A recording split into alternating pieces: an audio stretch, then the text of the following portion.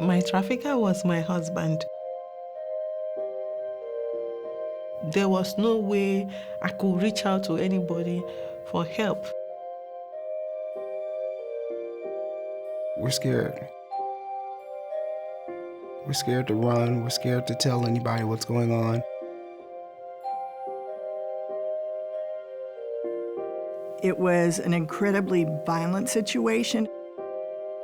I felt like there was no way I could get out. It was awful. The whole experience. I was full-time babysitter and house cleaning, cooking. I wasn't getting paid. I was lied to, I was abused. I didn't know I was a victim of human trafficking until I told my story.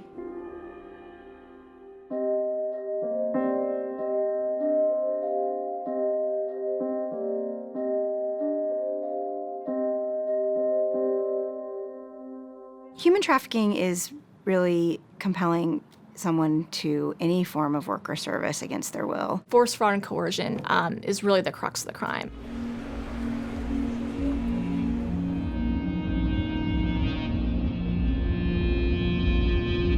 Human traffickers can be just about anyone from any walk of life. Owners of small businesses, head of a household. A lot of the trafficking involves domestic servitude. Hoteliers, restaurant owners, owners of massage parlors, agricultural farm owners. It can be a trafficker who tells a woman, I want to be your boyfriend, I love you, and if you love me, you're going to go out and have sex for money. It can be kind of psychological like that, or it can be more overt and more physical. It can be hitting, abusing, keeping them away from any support systems. They may have their documents taken away from them, a passport and things like that, and they're sort of held in a way that makes them fearful to complain. And if they do complain and they are fired. One myth about trafficking is that it involves people being smuggled in containers across borders. Smuggling is a crime against a border. Trafficking is a crime against a person.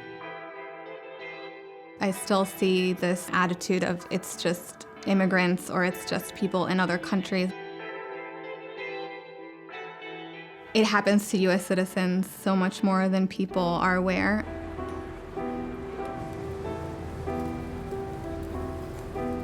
There really is no one profile of a trafficked person.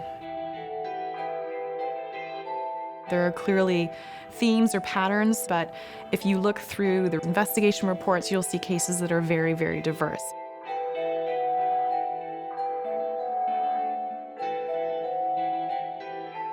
Trafficking, it doesn't know any boundaries. And it happens all over America. So I came from kind of a more privileged background, but it still happened to me, and a male. The victim can be male, female, transgendered, anyone. There's a myth out there, partly because of movies, that trafficking victims are chained up, and that's not the case, but it doesn't make the victim any less unable to leave. Oftentimes they're worried for their family members. Traffickers will often say, I know people that will do things to them. We need to understand that freedom of movement does not equal freedom of choice. Most of the time, being trapped is something we can't see.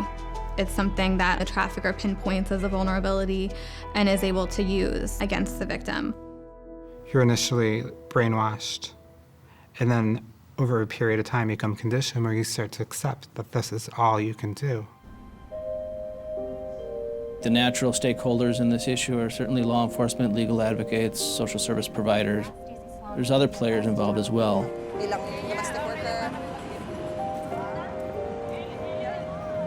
It is important to engage the community in human trafficking cases because victims often don't self-identify.